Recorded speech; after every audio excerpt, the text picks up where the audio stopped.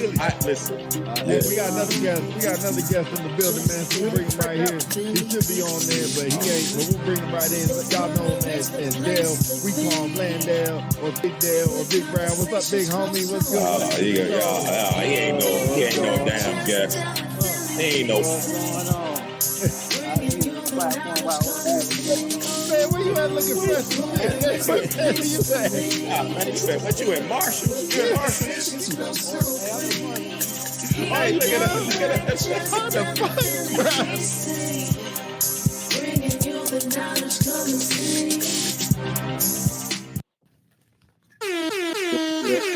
bro? Yo, what's up? What's up with y'all? How's everybody doing? Not much. Good. Yes, sir. Yes, Tyree sir. in the building. Hey. DC, don't act like that. He said a retiree. You're right. Yo, welcome everybody to another podcast, another episode on this podcast, Unpopular Celebrities. Well, today you have the corner, but before we get started, I just want to ask y'all a question, man. I was mad heated the other day. Pete was getting on my nerves, man. You know how it is when you have good friends and stuff, and they just get on your nerves every time. They just always in your business. You get tired of them. And I said to myself, what could I do to get out of this space and relax? What do y'all do to relax? Jess, what do you do to relax? Well, you know, I'm notorious for self-care Sundays. I just like to, as corny as this is, Pandora. I'll go to Pandora and listen to like the 90s R&B love song just to bring me back down. And sometimes I love going to YouTube and finding like old hip hop, like obviously I love 2 Chainz, but 2 T.I. instrumentals. Just listen to the instrumentals and sometimes without the words. That helps me relax. I feel that. Dale, what about you? What do you do to relax and get away? Work out, watch a good movie, and just chill with the fam. That's pretty much what I like to do on my spare time. What about you? Word. You know, it's funny you say that. Jess, you said you like to look up YouTube videos and listen to 2 Chainz. Dale, you said you'd like to go work out and stuff. Did you know you can do that all on a cruise? Did you know that? You're right. Yeah. Well, if you want to take a cruise and you want to find the best deals, you can go to Valor Vacations. Valor Vacations is a veteran-owned franchise specializing in cruises, land, and tour vacations. They proudly support our military friends and families and are committed to finding special rates and discounts for you. Whether you're celebrating a milestone event like Jess retiring, or just wanting to get away with loved ones like Dale and his wife and his little baby, their team can help plan the perfect vacations tailored to your needs. Their in-depth knowledge, personal experience, and strong relationships with cruise lines and tour companies will guide you to the best vacation option. So contact them today at 1-855-VALOR-ME. That's 1-855-825-6763 for personalized assistance and exclusive offers. Shout out to Valor Vacations for sponsoring this episode. Yes, sir. Yes, sir. Valor Vacations. Woo, woo. All right, so let's start with Jess. Jess got some crazy stuff going on. First of all, congratulations to Jess. She has officially joined Team Retirement. I know. Yes, sir. Jess, tell us what's up. How was your retirement ceremony? Ooh, you know, now that the dust kind of settled, it was a lot at first, you know, because you think about all the years that you have served. And when we come in, obviously we're one person, and we're leaving out, we're completely revamped. We're different. And I just wanted my retirement ceremony to be something intimate. That's why I had it at the Rosa Parks Museum. And honestly, a lot of people are like, oh, you just don't know. A lot of people are coming. And I'm just like, no, they're not. And at first I was against Facebook Live because I didn't know what I would say. And to be honest, I'm glad that I did offer a Facebook Live, because I got to think about the people that are away and wanted to be there. Like one of my good friends, Ebony Hills, Dr. Radiance Rose, we served in the Barnes Center and she couldn't make it. So I think about all those people that wanted to be there and they couldn't. Look at Samel talking about your hat. I already told you. Haters. It was nice. And I'm gonna be honest, to see my family come in, like my cousins we grew up together, we went to high school together. So like to see them come to my retirement ceremony, that was unique. Even my cousins, because family, I always say family starts with F because it's forever, but just to see my family in a celebration mode instead of always meeting up for funerals, like that was something that I really took away from. Like I just had to step back from the crowd a moment just to be like, oh my goodness, like I have my family here with me, and it's not for a sad moment. And then getting up there, giving a speech. I think that was one, because, a lot of people say, make sure you write your speech. Don't get up there. You don't want to be one of those people that's rambling. And then I had a lot of people who were like, this is your time. This is your day. Say what's on your heart. And that's basically what I did. But I did want to just give credit to my commander, Major Jason D. Christie. Like I said on Friday, that man is like a legend. And when I tell you, like, to be a prior enlisted maintainer and be in the world of the Force Support Squadron, like he cares, he's very intelligent and has a high level of emotional intelligence. And I think that's very rare for some commanders sometimes to figure out how to balance two without losing who they are. And then the party, obviously, I get to get glammed up, and that's what I wanted. Because, as a female in the military, we're always in our uniform. But I was like, I've been working hard. I'm no longer a bust of can of biscuits, as my granddad would say. And I wanted to have fun. And I think we did. I think my kids had more fun than the grown people at the party, though, because it's so crazy. People that were there, they're like, your older kids are so conservative. And that's what my older kids remind me so much of me when I was growing up. But then them two jokers, those last two, they are me right now. So I'm trying to find that right balance to, snatch them back in line without diminishing their light, but to still teach them how to have their voice. And one of the things I will always say the military gave me is they helped me break out of my shell and enhance that confidence. The last day of school, I went for my daughter's award ceremony, the 9-year-old. Her teacher, obviously, Taraji is one of those kids. She will check you if she feel like she's not getting the best chance. So like the whole year for science, she had a 100. And I was like, Taraji, what did you do to get a 100? She was like, well, if it was something that I thought the teacher marked incorrectly, I went back and I asked for clarification. And Taraji does use these words, clarification. So like the award that she got all 8 on a roll, but she got an award called Excellent Observer. And it was because, for her age, she catches all the small things that other people may miss. And her teacher was like, we don't know what you've done, but the level of confidence that she has at 9 years old, we don't know where she's going. But yeah, I'm still just soaking all in it. Yeah. So 2 quick things, like catching your speech yesterday. The thing that kind of resonated with me is that part where you said, I think you was a PME instructor, and they felt like you wasn't enunciating some of the words correctly, so they put you in the back to play the music, and you started playing TA Rubber Band, man. You told them, either y'all gonna let me be out there in the front, or I'm gonna keep playing TA Rubber Band. I thought that was classic.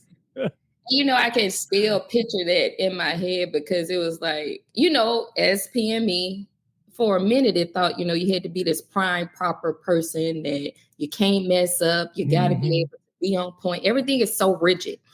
And then I was like, look, something going to have to give. And I remember he was like, well, you're going to have to keep practicing. But when they put me in that DJ booth, I got tired of hearing that song, Another One Bites the Dust.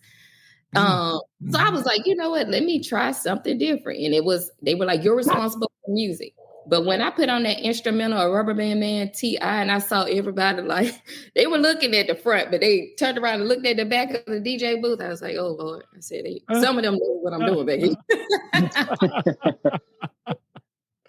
Yeah, that was awesome. I caught that one. And then there was one more. You mentioned something about, like, as you was coming up in the ranks, you had all these people that were in your corner. You were talking about specifically men. You were saying how you can have men in your corner, and it's a good thing being a female. And it doesn't have to be taken, something differently, totally differently. You want to kind of like touch on that a little bit. I might have gotten that totally messed up. But. No, you did. And before I shared my speech, I said, like, I had a traumatic experience, and I did have a traumatic experience with a male before I even joined. And, if you get what I'm dropping, you understand what I'm saying.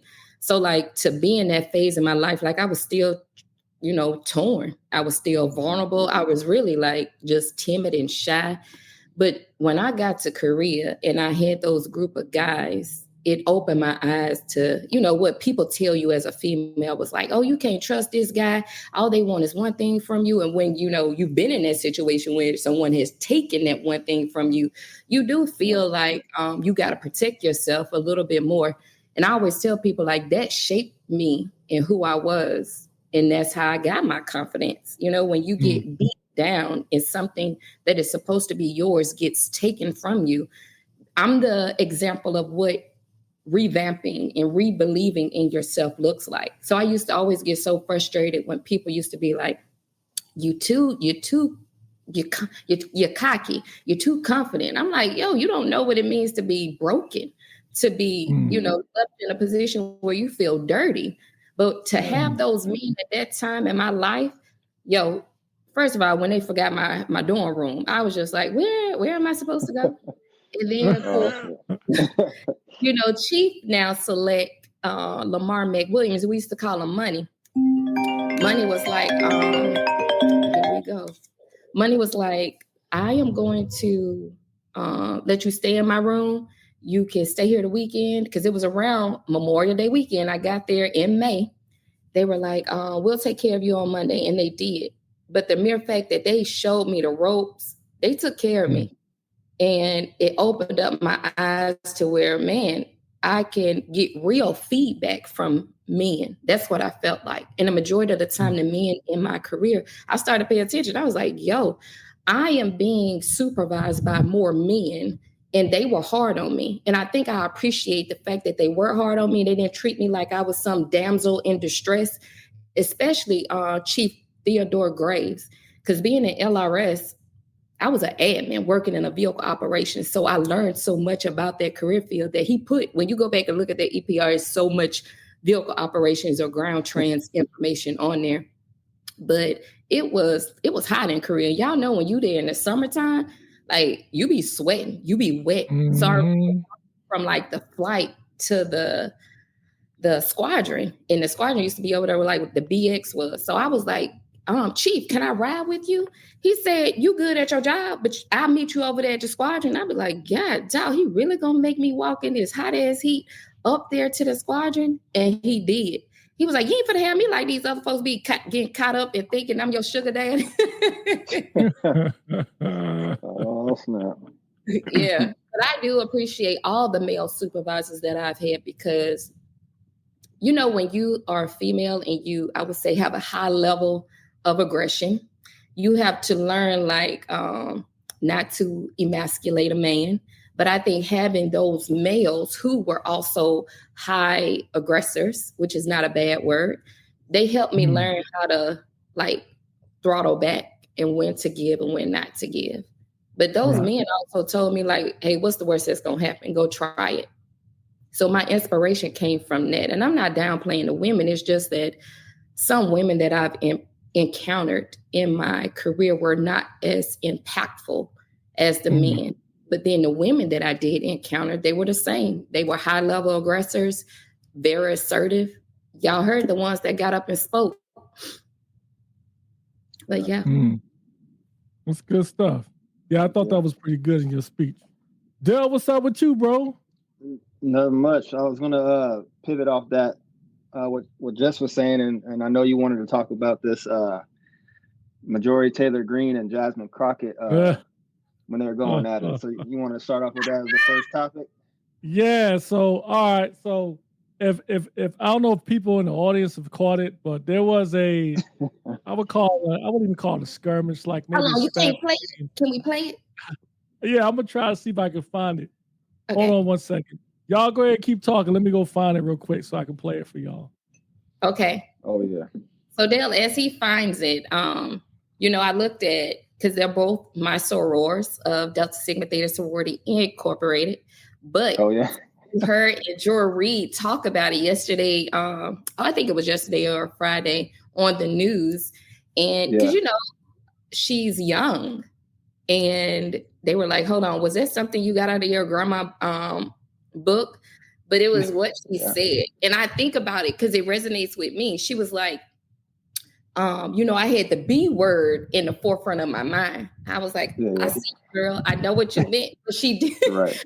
She did Exactly. say, but it was just, you know, what she said is now about to be patent. And I said, a lot of people about to be in trouble. What she say? Beach blonde. But she said, oh my geez. Okay, I think I found. I'm gonna see if I can pull it up here. Hold on, stand by one. Okay. Yeah. Okay, so I see my brother's I got a question.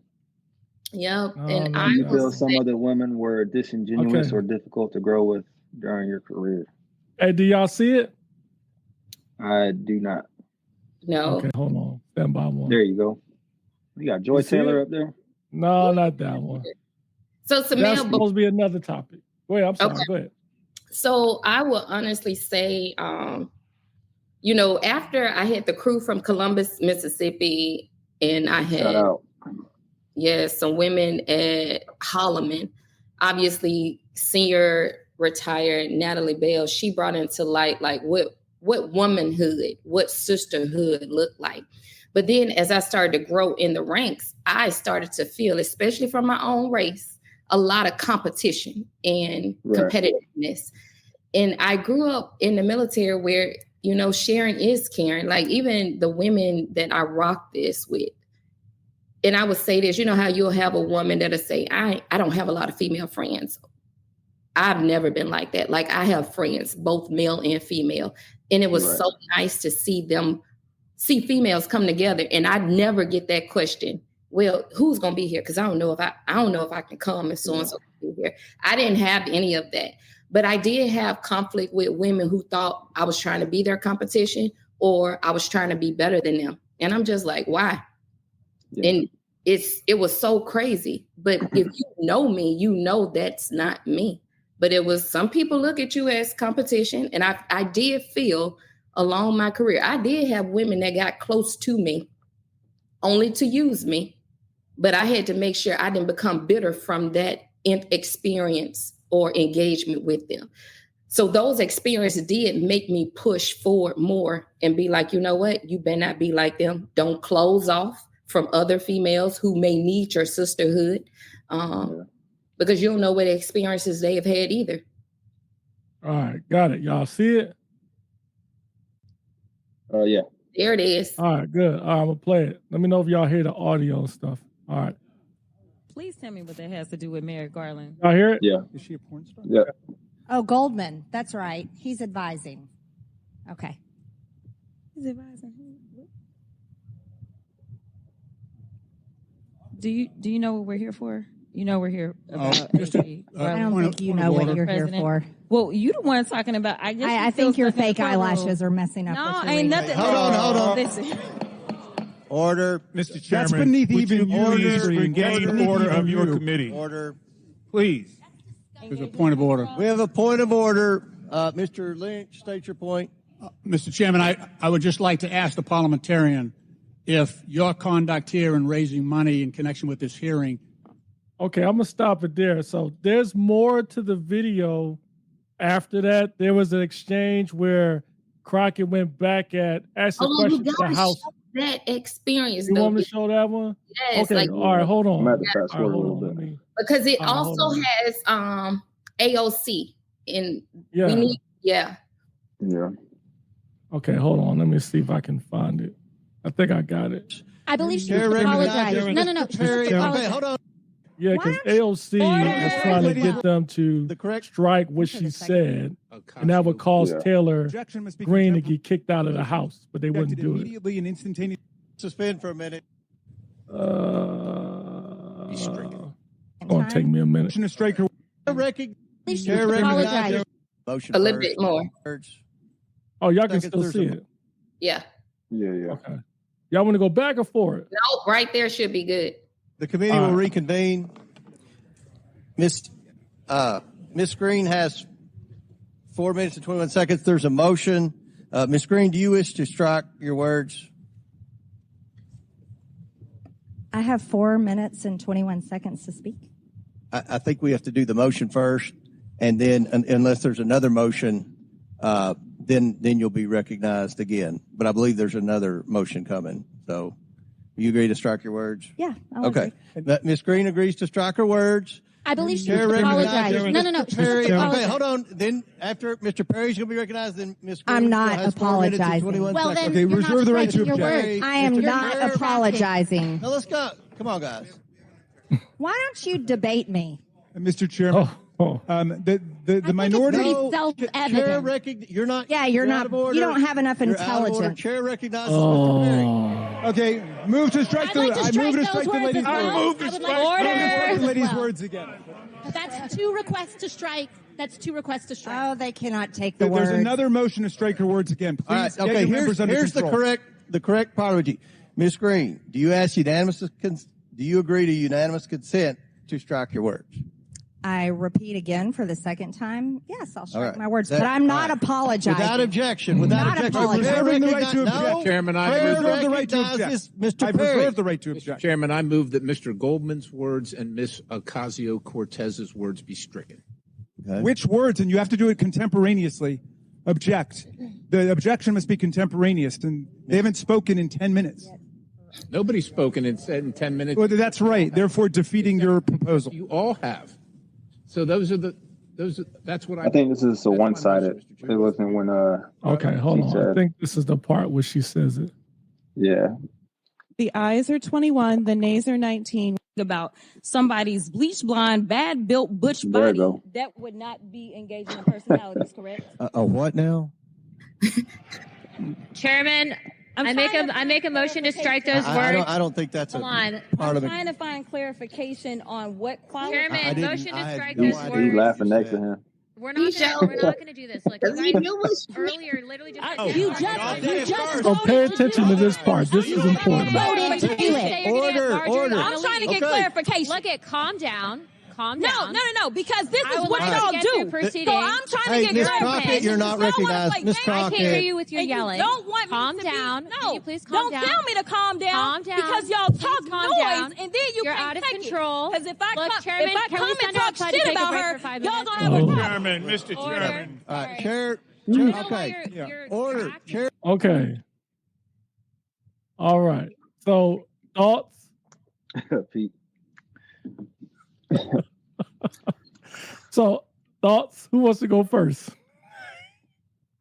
Oh man. So overall, Okay. Green can't take what she dish out. I'm gonna go to you, Dale. That's all I'm gonna say for right now. Oh yeah, we gotta play the disclaimer too. Yeah, because He she played the could justify disclaimer. that. But yeah, anyway, anything that comes from the Unpopular Celebrities podcast is all unofficial. None of the conversations or comments from us or our guests represent the DoD or armed forces as a whole. Yeah, I agree with what Jess was saying. She wanted to take a jab at her and wasn't expecting it to come back at her. So I think I'm gonna have it on the surface as that comment. What you think, DC?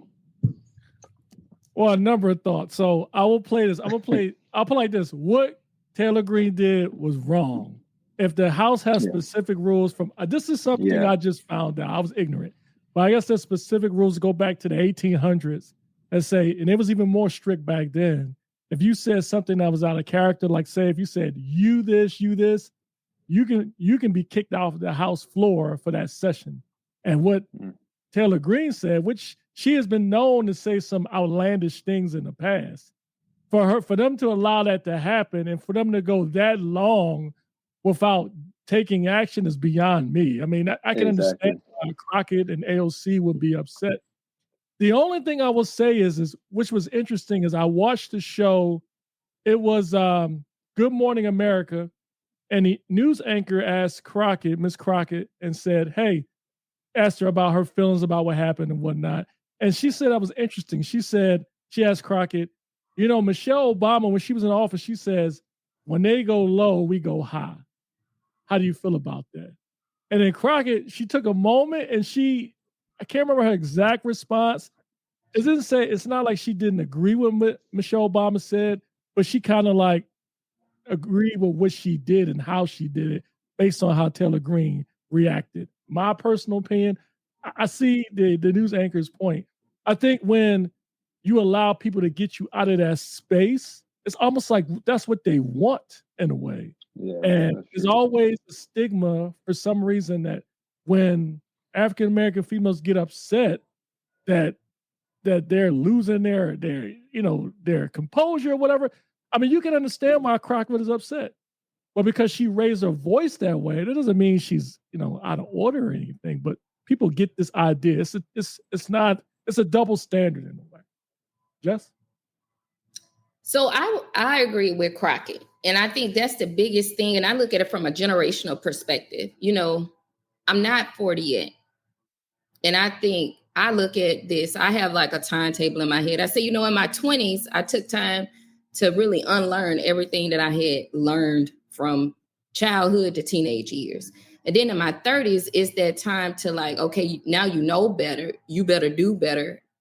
And I believe yes, from First Lady Michelle Obama's position, like you can say when they go low, you gonna go high.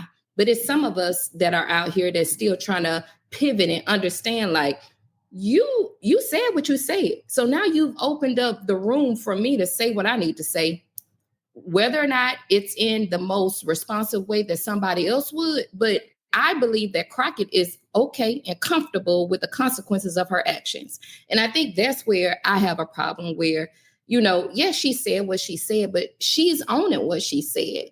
I think sometimes when we're in high positions, people are looking for us to always have the utmost responsibility for others. But I think when a person is placed in a position and they're being attacked, by all means, I feel like you should defend yourself. And I felt like she defended herself in that moment because it was like for Greene to say, I don't know what she said, I don't think you know what you're here for.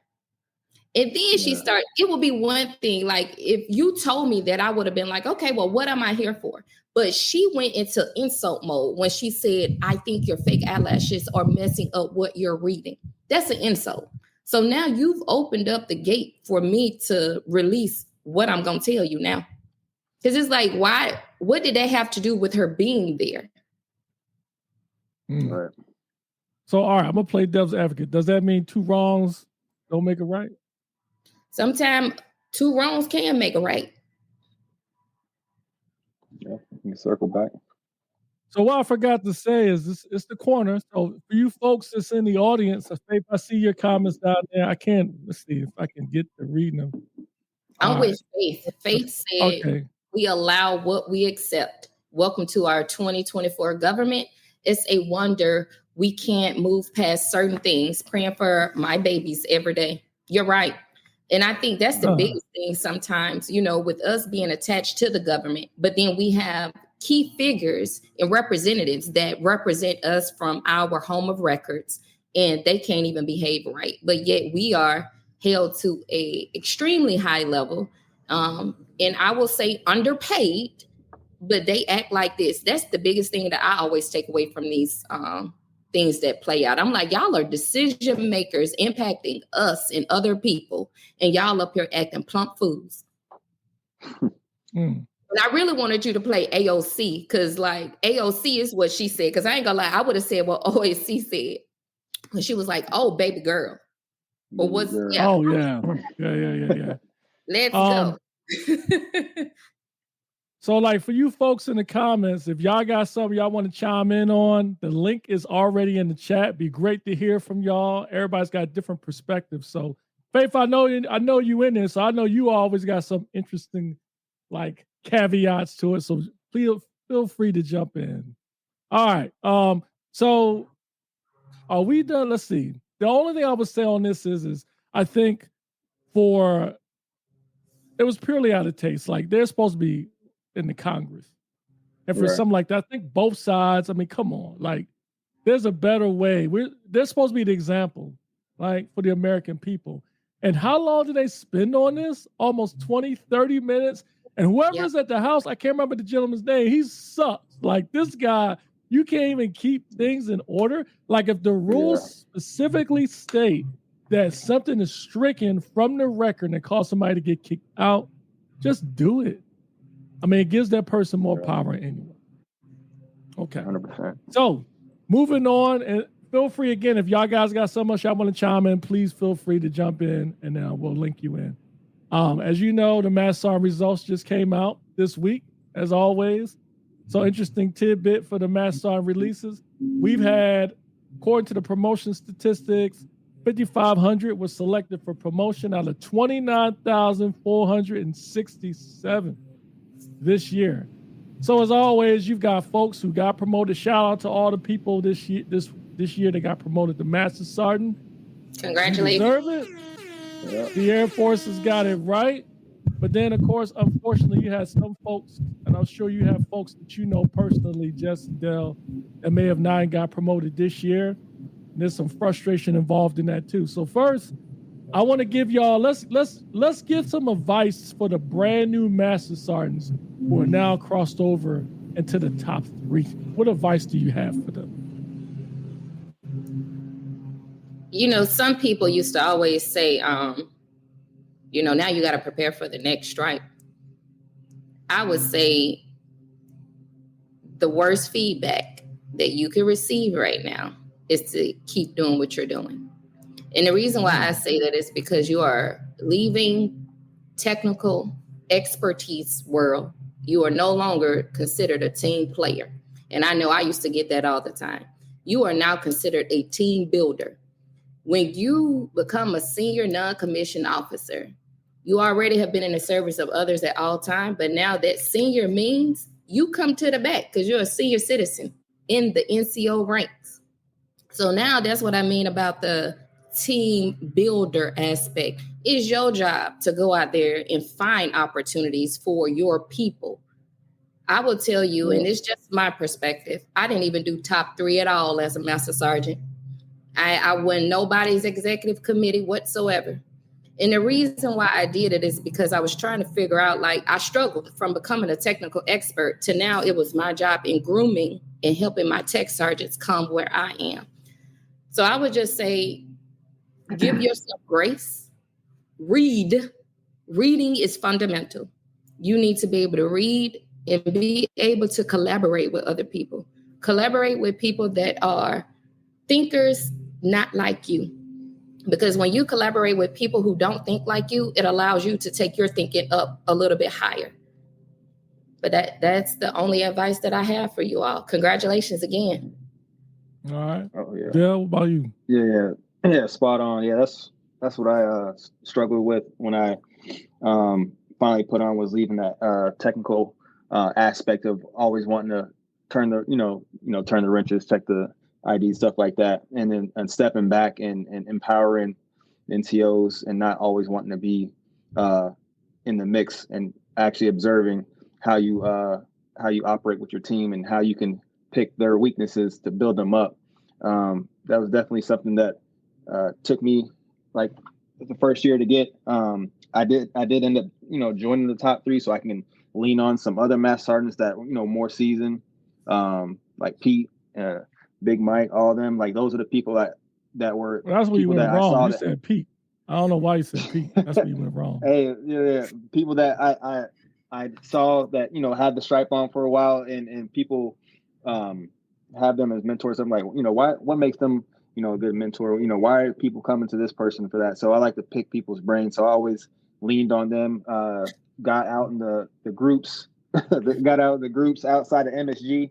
I started hanging out with some maintenance personnel, OG personnel, and like saw how they operated and stuff as a Master Sergeant. So just don't think it's don't do it all by yourself. This is the time to start connecting with other senior NCOs, and that'll level up your game as you continue throughout your career. So congrats, 2024. All right, we got a post from Cortland Holloway. Shout out to Corey, man. This dude is a NCO Academy instructor here at Lackland. Says, what are your thoughts on non-selectees becoming mathematicians overnight to make the scores work in their favor. Jess, your thoughts? Ask him to call in on this one. Yeah, you know what? Jess, you always on point as always. Corey, how about you jump on and you ask the question? So the link is in there. Like conversation about that one. That's right. The link is in there, Corey. Hit the link, get with P, he'll get you on. So while you're doing that, I'll give my quick advice real quick. So I thought what Jess and Del said was spot on. I agree 100%. I think especially what Jess said about that's like the normal thing. We say, keep doing what you're doing. Well, if I keep doing what I'm doing, it didn't get me to where I wanted to be. It didn't get me to where what I expected. What I would add is what Tony Bostic said on the Airman NCO page, what I thought was spot on. He said, you got to find people out there who is going to give you critical feedback, the type of feedback that's going to sting, that you're not going to like, but it's going to make you better. And then not only that, you've got to get outside your comfort zone too, because like every career feels different. And one thing I tell people all the time, every year things change. You have different board members, different promotion rates, and you have different levels of competition. One year you might be, I scored a 385. I only missed it by 5. I got my bachelor's degree this year. I got me an award. I'm in there now. And then all of a sudden you get your board score back. It dropped 15 points. You say, the board got it wrong. It's not necessarily that. You got to remember, every year you got new people jumping in the pool of competition. Yep. So that means it's timing. Timing is the key I think people don't talk about, is timing. Sometimes that 1 year where you're busting your can trying to get it done, that was your year. So yeah, good advice. So let's see. And the other thing a lot of people forget is your record. Like, the thing that used to bother me is when people be like, well, so-and-so told me I need to do this, this, this, this. And I was like, your record illustrates a story. So like, I used to always think about the Price is Right, like the little Yodelman man. Okay, I went up a little bit. I never wanted to get out the gate and leave me nothing. And that's why I felt like it was so important for me to like, whatever I did, it had to be impactful and influential at that time. But if it was something that just to be doing busy work, I'm not going to do it. And you got to consider like you as a person, like if you're a family person, you really have to learn the importance of time management and what can you, like, if I do this, is it also added value to my family? Because you don't want to look back and be, have resentment because you did all these things and you still didn't get promoted. Yeah. That's always been a tricky conversation every year about this whole airman concept. But before we get into that, I think we need to talk about our sponsor, which is Valor Vacation. Valor Vacation is a veteran-owned franchise specializing in cruises, land, and tour vacation. They proudly support our military friends and family and are committed to finding special rates and discounts for you.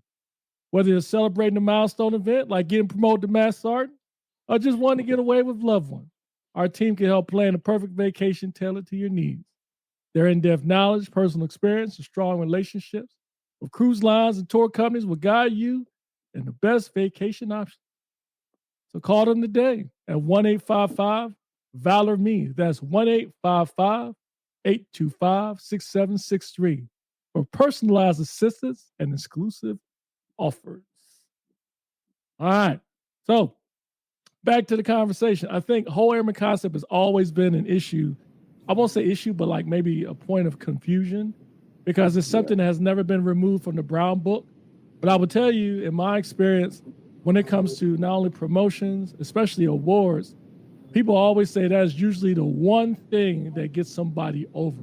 What are y'all thoughts about whole airman concept? Private orgs, Senior NCO Academy president, things of that nature. Oh, we got somebody. Welcome in Cortland Holloway, everyone. Our first one for the day. Our first one. What's up, brother? What's going on, Big T? How y'all doing today? Bro, how you doing? We're doing good. Welcome to the show, bro. What you want to talk about? Now, you can put that question in there and not come in here and have this conversation with us now. Oh, yeah, I'm ready for it. So Once again, Chief told me, right? He's over here. He talked about like I'm over at the NCOA. This is my first year being there with when the selection processes come down and we got people in the room. There's nothing worse than being like, hey guys, we got to start this up today. We're going to talk about ethical leadership. And everybody's looking at computers because they're trying to refresh because 08 hit. And they're trying to figure out what the results are, right? Yeah. You got some people in the class, they're coming up to me 2 days before, like, hey, look, I got selected. I don't know if I'm staying here. Do I got to participate in the base selection thing for JBSA? I'm like, nah, you won't stay here. You got to get this lesson done, homie. Right, exactly. So, like, I'm sitting here, and throughout the day, I'm like, hey, I see they got the results. Let me pause down for 30 minutes. Let people get into the system, see what scores they got. And then throughout the day, I now have to listen to people have conversations about why, if I was in your AFSC, I would have been fine. If I was in this AFSC, I would have been fine. Hey, if we had, what was it, time and service, time and grade points, things have been worked out better. Oh, you know what we should do? We should have another system altogether where every EPR I have within that grade, I should get more points. But that's back to the time and service, time and grade. That's not how this whole thing works. Oh, well, my record didn't get updated with these A, B, C, D. We should get more points for medals. And I'm like, hey, look, the math is the math. Like Big Air Force has already said, this is the system we got to deal with. Well, I don't want to play the game. All right, cool, then don't play. That's just how it goes. Like, it's hard for me because I sit back and we're going through this. I have to teach these lessons. I'm trying to motivate these individuals to understand not what your commander wants, but what Big Blue wants. What Big Blue wants you to be able to do as a master sergeant, as a senior NCO, not as a tech sergeant. I'm not talking to you as a tech sergeant. I'm not talking to you to talk about how to be a better supervisor and write better packages. I'm talking about how to change cultures, how to have the vernacular to create change, not only at your level, but communicate that change up and down, right? And you need to motivate people. But it's funny because you see all these different things come out of people talking about how if we had the math go this way, that way, I'm like, yeah, if the math went this way or that way, and you in the pocket, you there. You big SARS now. That's what it's gonna be. But that's not the case. So let's have a real honest conversation about what you could and cannot do, right? We all understand. You take that look in the mirror and you say, hey, this is where I could be if I had done this, A, B, C, and D. We all know what holes we had before we went into the board, what things were not on our records, what we could have pushed a little bit more for, or things we pushed too hard for and didn't highlight things on the right level. But that's where I'm at. Okay. So I will give my head out to you, first of all, for being a PME instructor. I did it for 8 years straight. So I totally understand what you mean. Yes, sir. I did ALS, I did NCOA, and I also went to teach other instructors how to be instructors. And I was a commandant at that EPMEIC. The one thing that PME taught me, like PME teaches you how the Air Force is supposed to operate. One thing that has never changed, and yes, we create all these different goals and missions, but the Air Force has these institutional competencies. And Chief DC, don't get mad with me when I say this, but we still got a lot of seasoned professionals whose intellect is still sitting in those competencies. As much as we sit in these rooms and talk about how to evolve and take us to the next stage for GPC, we have to remember we're not on track for that change that we're talking about as much as we want to be. The thing with our people is we're looking for a way to validate our feelings. And this is why I always tell people, your feelings are not facts. I'm here to listen to you. I'm here to help you understand what you could have done better. But at the same time, I believe that our job, especially where you are, PME, is to teach people how to be better human beings. You got a lot of people walking out here who are empty shells or vessels of themselves. So they're looking for things to fill themselves up. So when you are not full and complete in self, you're going to find ways, because again, like you said, I could have did this, I could have did that, but why were you doing it in the first place? So get back to you jumping to why. What are you doing? And then how are you going to do it? And then explain to yourself, why are you doing it? It's a process. But I would always tell people, especially my students, they'd be like, well, I didn't get stranded. I was like, I've never been stranded. until I went up for chief. So, and you think that I'm amazing, I'm great. So how do you think I look at you sitting in my classroom and I've had students 12 outstanding airmen of the year and still did not make promotion because people have told them like, oh, you got this on your record, you will make it. I said, this is the problem. You need to make sure whatever you're doing is something that you can reflect back on and be like, it's an end goal. Like when we talk about, DC was talking about whole airman concept. I truly believe in whole airman concept, but it needs to be something that you want to do. Like I always did juvenile justice because I love kids. I feel like kids still got a level of innocence that you can pour into them. Those are things that we don't have enough of. You got people that, I'm about to be 5'6" president, but what are you doing besides holding a position? Okay, you at the meetings. You're about to be top 3 president. You're calling the meetings, but what are you doing? Are you going out and meeting with the Chamber of Commerce to make sure that the base has an imprint? Like that's what I'm talking about. Like think outside of the box. I'm not waiting on no chiefs group as a master sergeant to tell me I got to go and meet with the Chamber of Commerce to determine like how can I have an imprint for my base or my tier group outside of the gate. That's my problem. Our people are waiting for this blueprint or this carbon copy of how to make themselves marketable for promotion. But getting a degree, you know, the thing that bothered me so much for promotions is people were like, well, you were on the cuffs, but so-and-so had a degree. Okay. All you need is your CCAF. So my thing is you need to understand just because you got your bachelor's, your master's, or your doctorate, that's because you personally want that. The requirement is a CCAF. So these are the conversations that if you have these talks, these people need to sit down with their supervisor, sit down with your flight chiefs, sit down with these people, come up with open-ended questions. Don't come up with no damn questions that is yes or no. Come up with open-ended questions to make them give you added value feedback. Because I would take my scores and be like, hey, this was my score from the board. I'm in the middle. Based off of my records and what you have seen me do in the past, what are some ideas of what I can do to help set myself apart from what I did last year? Keyword, I never said apart from my peers. I said myself.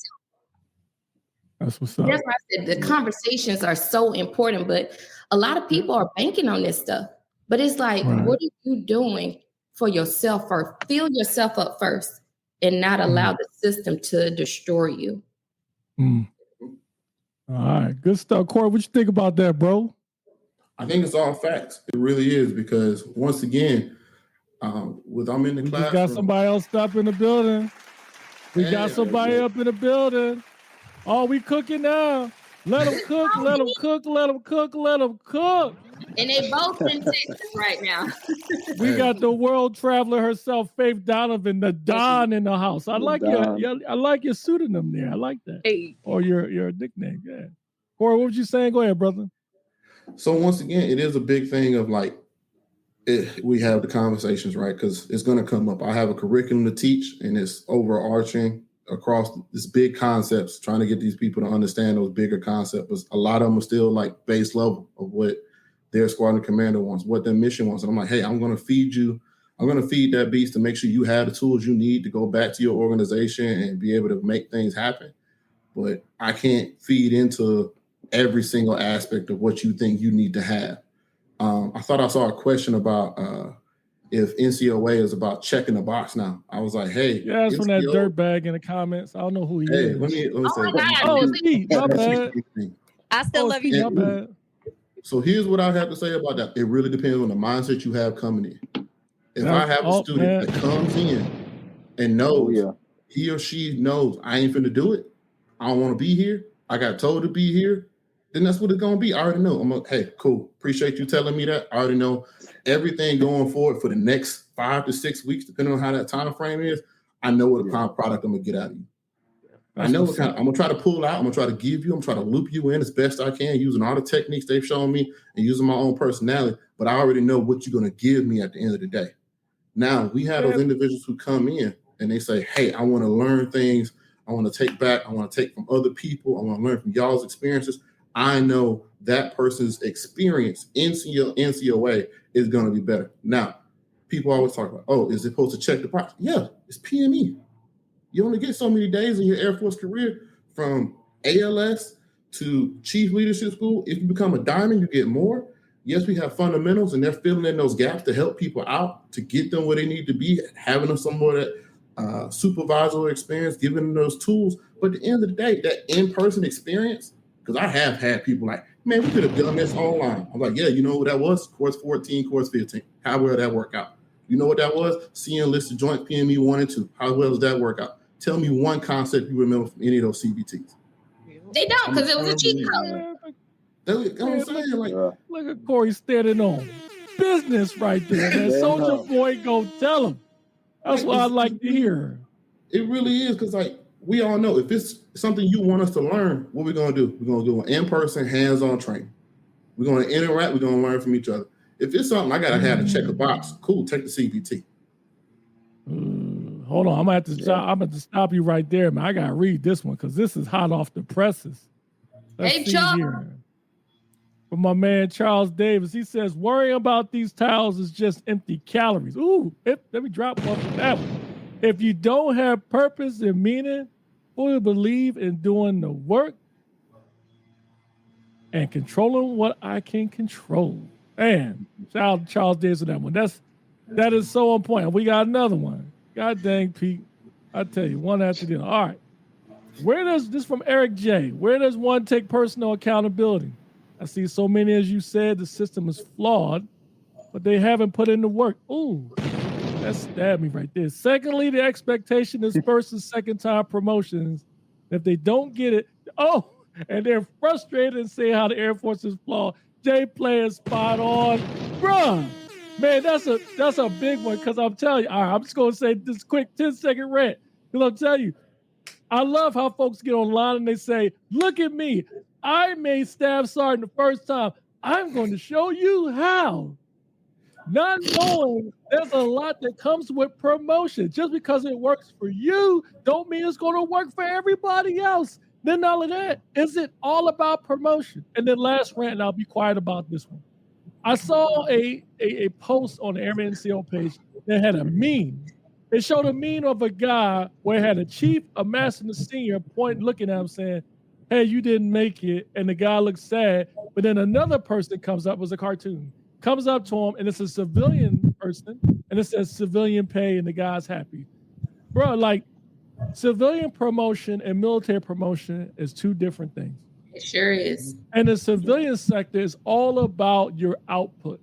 What are you doing for the corporation? I would argue when people say there's a lot of subjectivity and what's the term, good old boy system in the military, I won't deny that. In some cases it is.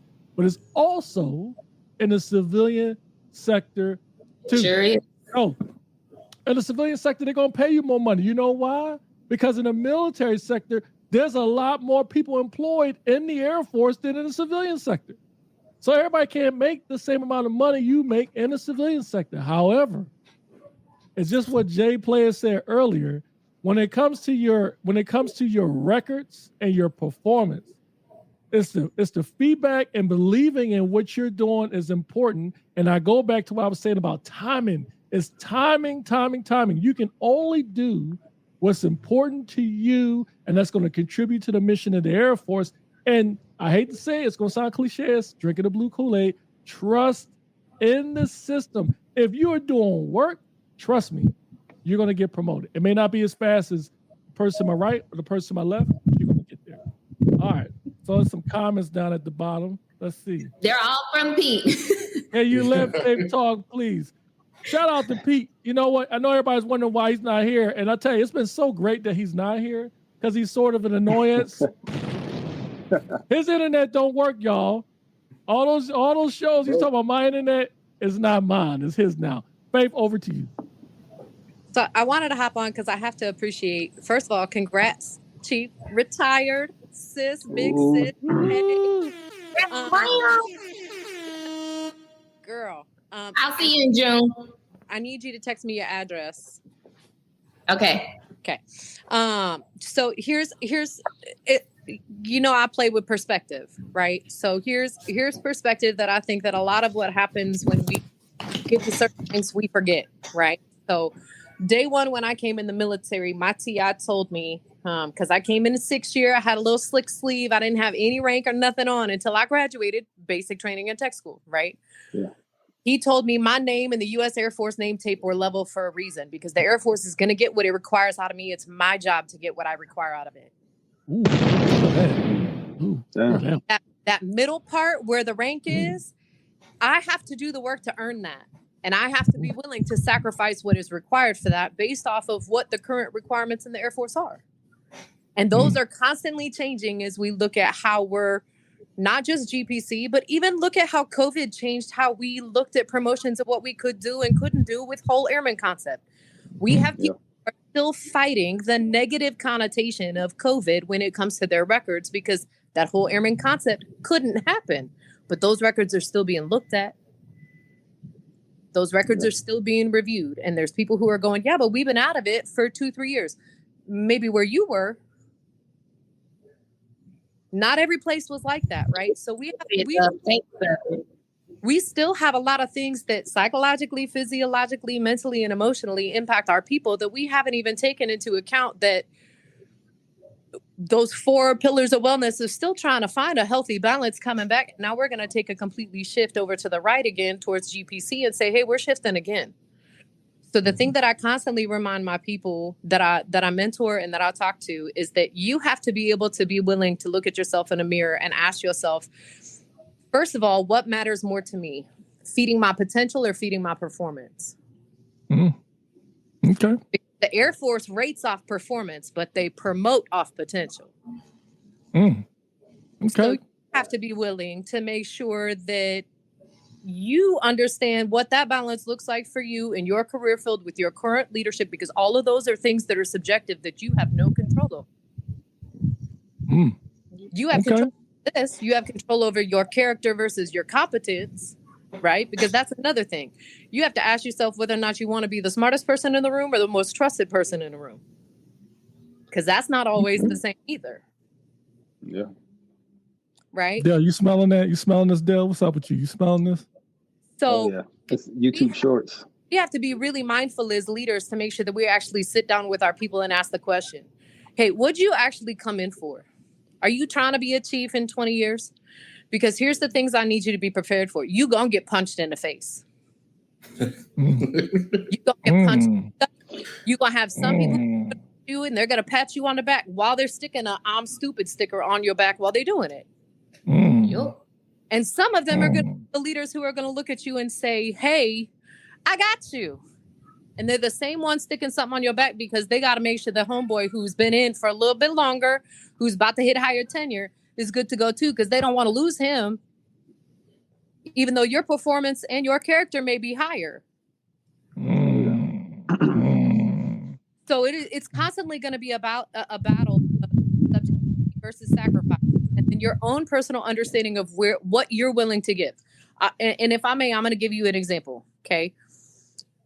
I think everybody knows I'm a single mom with 2 boys, right? I got a 20-year-old and an 11-year-old who thinks he's taller than me, but he about to get put on his knees sometimes, right? So he is. Girl, he 5'3" already. He driving me nuts at 11. Okay, so, but I'm on top 3. I volunteer all the time. I'm mentoring.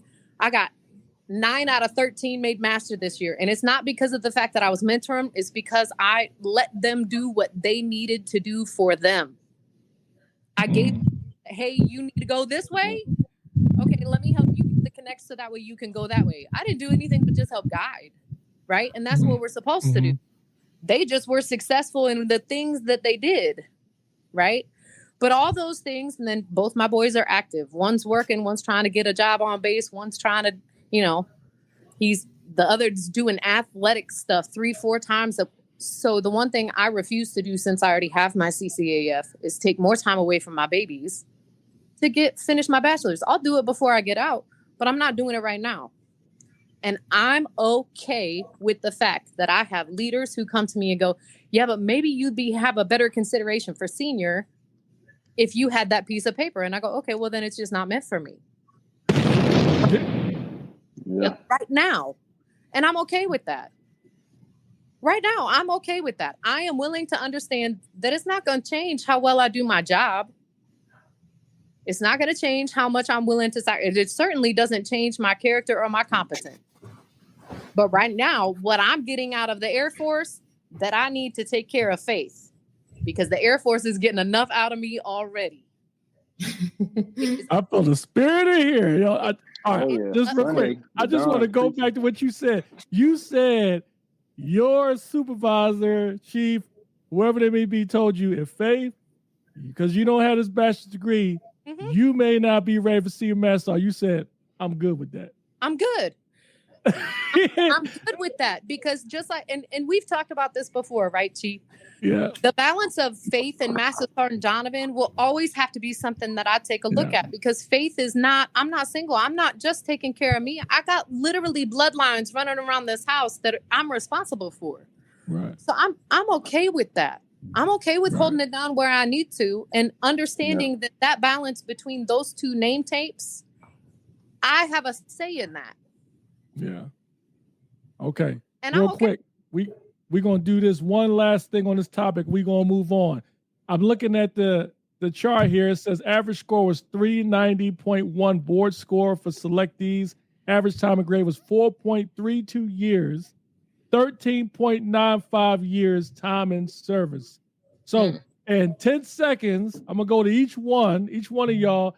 Give your thoughts on what we can do to better improve the process when it comes to boarding Master Sergeant Seniors, the Chiefs. I'll quickly go first. Give feedback from the board. 5 to 10 statements for each promotee. Dale, let's go to you. Yeah, I agree. There's some times where Chiefs get to gatekeep some notes that only, if you know someone, you can get those notes. But I think it should be transparent and should come with your score with at least, an average of notes put together, at least from the source itself. Jess? I agree, having the notes, but also having that person's record right there so that they can get a clear picture and plan, like develop them an individualized plan. I just believe in individualized feedback with this, like have that feedback and your record. All right. Yeah. Corey? Oh, hey, I'm the one that ain't made no stripes right here. So for me, I would say overall, it would be the situation of changing the dialogue to have, you don't serve the commander, you serve the Air Force. Changing that mindset to your records need to point to your potential that we talked about to serve the Air Force, not to serve within your organization at a higher level. Faith? The Don, I'm sorry. No, you're all right, Chief.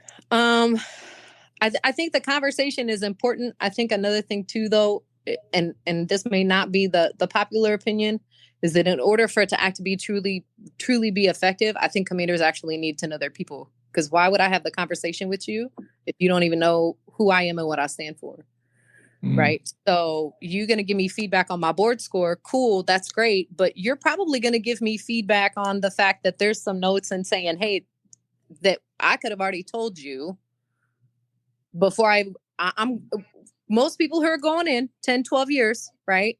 First time, they know going into it, ooh, I got a good chance, or ooh, I don't know, or ooh, I'm not ready, or ooh, I'm ready.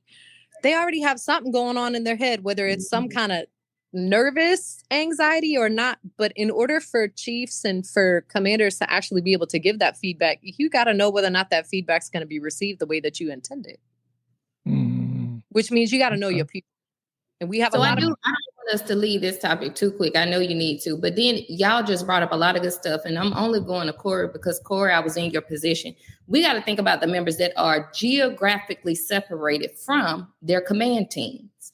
So it's like, I'm with you. I used to hate when people were like, well, this is the commanders. You're right. This is the commander. But when we are geographically separated units, whoever I'm with right now, you're the extension of that commander. And it's your job to make sure that you explain his or her intent in order for me to make it. So when it comes time for my EPP, don't be coming up in here telling me, well, the commander only has so many to give out. Like, this is where we at. No, you are that person that's an extension of that person. So help me understand, what are we doing collectively at our unit to meet the commander's intent? Ain't nothing. Dang, that was CSU. Oh, I know. Knowing that you're going to look at every single award package, every single thing, and you're going to see one person from your group, one person from where you are in the world. And then you look at where everybody else is winning. You're like, oh, wait, what's the vicinity of them? Oh, 2 doors down from the commander's office. I see you. You make an impact on my everyday mission. All these GSU, those are my problems. All these people close to me, you're my solutions. That's what we get every single day. And I'm just like, hey. Yeah. I used to think about those are just like, because I was away and then coming back and then going away. It offers so much perspective, but you got to think about it. Like you said, just because you see my face and you're able to put my face with my name, you got to understand we're with host units. Like these are host wings who are taking care of us. And what I do appreciate about that is that the host wing sometimes gives you that love that you may not receive from your mothership.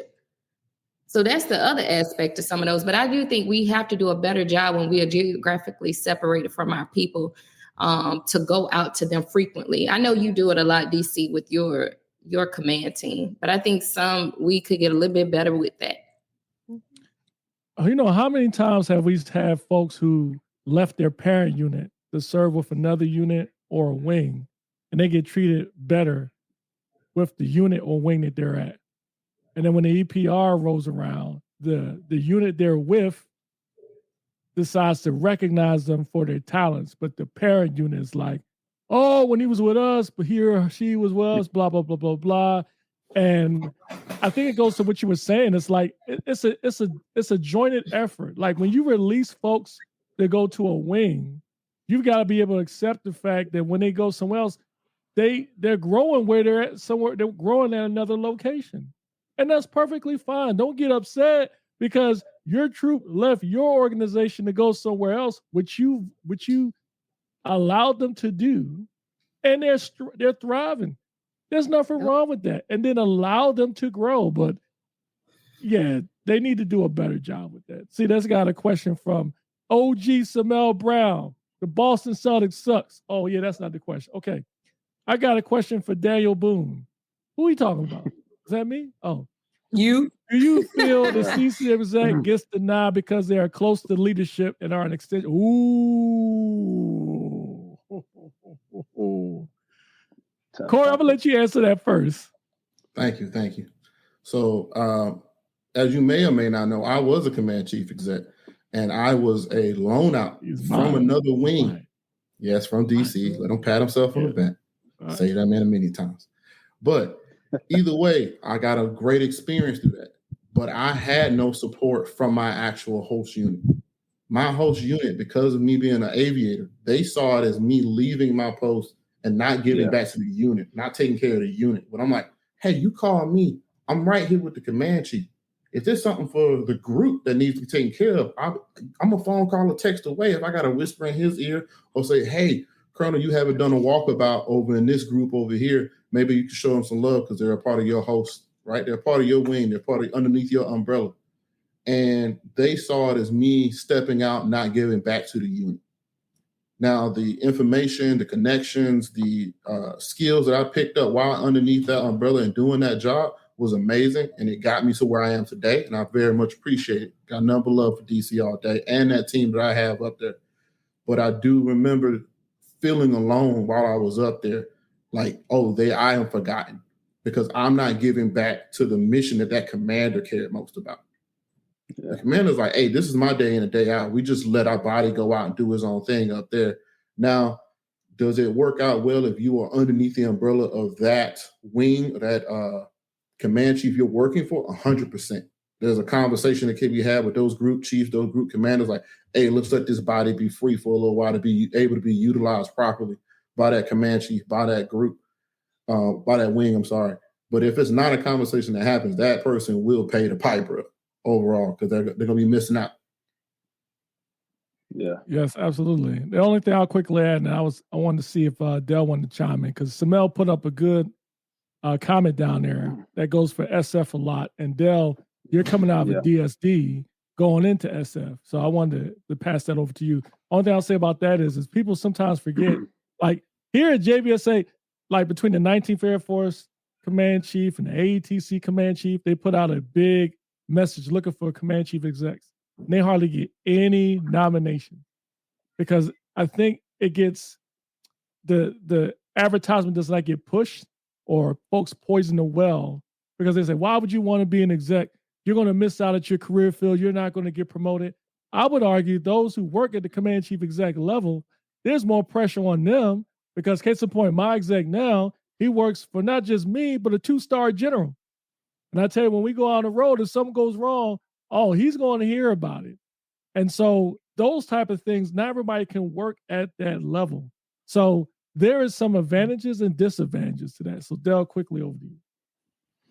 Oh yeah, that's what I got told before I went DSD, that I wasn't going to promote and that I'm going to get left behind when I joined. And as soon as I got to my position, I promoted my first year, and now I'm hearing the same thing going back. So I returned back to career field in August, and they're going to say I got left behind, and I'm going to start from the bottom and stuff like that. But if I'm not in for that, I got people I can depend on, and I'm actually going back to security forces about a month prior, just to do left seat, right seat with a fleet chief, just to get back in the lingo. So when I do get to Korea, I'm not sitting there looking like a irrelevant senior NCO that don't know crap about the career field. So it comes with you want to decide to do these DSDs. It's a risk that you're taking of not learning that knowledge. So I'm cool with that, and nothing is gonna hurt me in the long run. It's all what I want to do. So I'm glad I did my DSD. It was the best thing for my career, honestly. All right.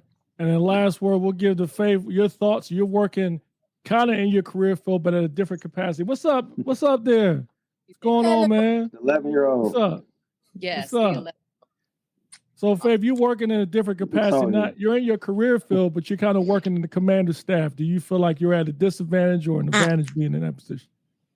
I feel like it's a give and take, right? I feel like I'm a disadvantage now because change in leadership has made it definitely very a very poignant statement in regards to the fact that since I'm not in the job that I was hired to do here, right? Because coming here to the services center and being at the headquarters for our career field, you're hired to do a specific position. So to get pulled from that and to have your record say you're at the services center, but you're not even doing anything that is quote unquote services related, right? It can have a look depending on how it's written, right? I think that may be to go back to the one note that you had about here locally. I think not only is there a negative connotation here locally to being an exec, because every time it's come across, somebody has said something to me, been like, hey, Faith, you should go do it. And next thing I know, I hear 6 other people going, ooh, right? Because of the fact that 90% of the positions at Lackland, JBSA, are you either got to be vectored or you got to be hired. They're talent marketplace hired positions. So you're pulling MTLs, MTIs, you're pulling other people out of a job that they were actually applying to get to go do something that is a 3F5 job. Okay. Right. Good stuff, so, yeah. Right. So I think, but for me, I know why I'm in that position. And I'm grateful every day for the opportunity to see how those big picture things come together. To see how the strategic communication comes for all the different areas of what we do. Do I have hesitation for myself this next time around going up? Yeah, of course I do. But it's not because of the fact that I'm doing the job that I'm doing. It's because of the fact that I constantly have to figure out how this job that I'm doing has the same impact as a master sergeant who's filling an SEL slot out at a base that doesn't have a chief or a senior. Right. Who's leading 400 FSSers and 3 or 4 different AFSCs. Right. Right. Because it's not my commander. I agree with you, Court. It's not my commander who I have to worry about saying, hey, Faith, I think you're amazing. It's whether or not the Air Force says, hey, Faith, you're ready to go be a senior master sergeant and be a FSV flight superintendent somewhere and take care of all these different programs and all these different people, when my record for the last 3 years says I've worked at the services center and I've only led 3 people. Yeah. Okay. So I think there's give and take to all of it, right? The competence and the information I've been able to sit in the room. I've been in rooms that I never thought I'd be in. Is that going to get me promoted? Probably not.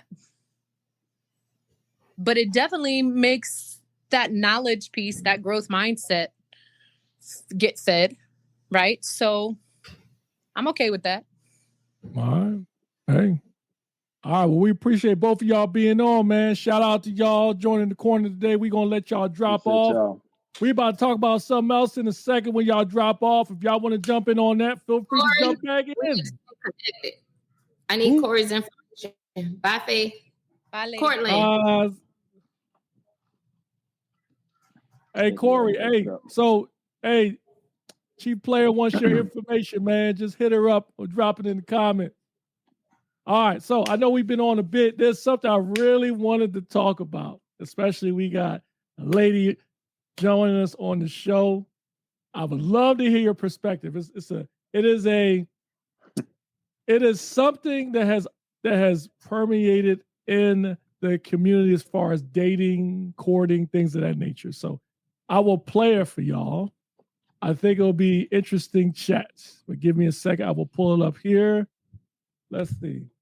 All right. So to put in perspective, this is Joy Taylor. If y'all don't know her, she is a well-known sports talk host. She hosts her own show with 3-4 other men, LaShawn McCoy, Emmanuel Acho. Yeah, thank you. Thank you, Del. So what she said was interesting. I'm curious to hear your thoughts. Okay. These men out here want the princess treatment. They want to be treated like ladies. Ooh, you know what I'm saying? Macho. They want that. I mean, that's what she's saying. You're the only one who's supposed to ain't saying. They want to know what it feels like to be a lady. She ain't answer the question. You want to know what it feels like to be treated like a lady. I know how it feels. That's the only way I'm treated. But you know what? You know what, Princess Boy? I got you, because I got it like that. So if you want me to treat you like a lady, I can treat you like a lady, baby. I have put roofs over men's heads. I have put food on the table. Okay? So this is not a thing for me. Like I said, I got it like that. Listen, it ain't chicken if you got it. That is a fact multiple times over. I'm not talking. I would not. Thoughts? To put it in context, so there was a discussion they had on the show. I would label it Princess Boys. What it says, she went out on her 3rd date with some guy, and I guess the guy expected her to pay for dinner and some other things, and she wasn't a fan of it. And so they were saying, like, well, what's wrong with that? And so she kind of labeled that person, or men who think that, as Princess Boys, be treated like a lady, get paid for and stuff. So, thoughts? So, I will say this. After my divorce, because it's been some years, because I will always say the dating pool got pee in it. You know, y'all are 2 married people, so I can say these things. So it's like, it's a new era out here of dating. And before I was exclusively dating, I was saying, what I mean by exclusively dating mean, okay, we locked in, you can't date nobody else, I can't date nobody else. But I just think we've messed up the environment when we talk about dating. And I say this from my own experience. I think, growing up, you get told like, oh, you get locked down with this person and you don't date. You just be like, hey, this is my person and we're going to start talking and develop this relationship. But now that I'm older, I agree with her just a little bit. And what I say just a little bit, I believe that as a woman, if I'm going out on a date with a man, I believe that if you ask me, you should pay. Now, if this is a collaborative effort of us hanging out, there will be moments where I'm like, okay, you paid last time, let me pay this time. But I just think it's between you and that person. I won't necessarily call it princess treatment, because sometimes people have dated misconstrued. And before, like I was dating exclusively, I'll be honest, if Marcus wanted to go out and eat on Thursday night, Mike wanted to go bowling and eat out on Friday night, and I got somebody that want to go to church on Sunday, I'm taking all the dates. Let me make sure my calendar is cleared. Because this is the thing, I don't know like what my personality, now that I'm older, what my personality likes. Like what other human do I like in my space with me? So yeah, but I have seen and I have met some men that have like a list. And I always thought like women have lists. And I was like, when you meet men sometime and they be like, well, this is my list. Like, I don't want kids that are small. How is your baby dad? I said, first of all, he's not my baby daddy. He'll never be my baby daddy. He is my ex-husband. He's my co-parent. And then it's like, well, you from the South. Like, I got to see like where you're from. And I need to meet your, like, we ain't going that far, people. We're just going to a movie. Like, I just want to go to a movie where it got a bar to it. Would that work? So that was the first for me. So that's what I do agree with her when she talk about princess treatment, because typically you hear women that always say, hey, I don't want no guy that got all these kids or, has different baby mamas or different women, but it's just different. But I agree. Like, if you want to act like that with me, and hey, I'll be so petty, I'll open the door for him instead of him opening the door for me. But what you would never catch me though. Right. This is the dating is like just that. It's hard. And I've dated, I had a problem with it first. I'll say this, a guy, like every time we were somewhere, he had to walk in front of me. I'm like, where are you going? Like, why do you have to be in front of me? Like, why you can't walk side by side with me? But yeah, the treatment stuff out here. Right. Yo, in the comments, if you out there, ladies, gentlemen, if y'all agree with Joy, or if you men out there, if you in the comments, you would think you're a princess boy, chime in or jump on. If you're a lady, you're not about princess boys, chime in. Del, what you think? I know you're off the market now, but what about when you was in those streets dating? What did you do? In the streets, don't say it like that. You'll get me canceled. No, Miss Brown, he's not in the streets, Miss Brown. Oh, yeah, appreciate it. I grew up in the era where I always saw my dad being respectful to my mom, and I just emulated that, being a lady, or not a ladies' man, but just a masculine figure in the relationship, where I pretty much, take care of everything I can, like, open the door, paying for dates and stuff like that. I do like, when, females do pay for like, stuff like when we go out and be like, oh no, I got it, but I don't expect it. But it's cool to see the offer. Like, hey, I got it this time, even though I'll still try to pay for it, I'll tell the waiter, hey, I got it, don't worry about it, or something like that. But it's cool when females do step up and be like, hey, I got this one, or stuff like that. Like me and my wife do now, when we go out. So yeah, I don't agree with the whole princess boy thing, but it is nice sometimes when females do take care of their man, should I say, or their partner.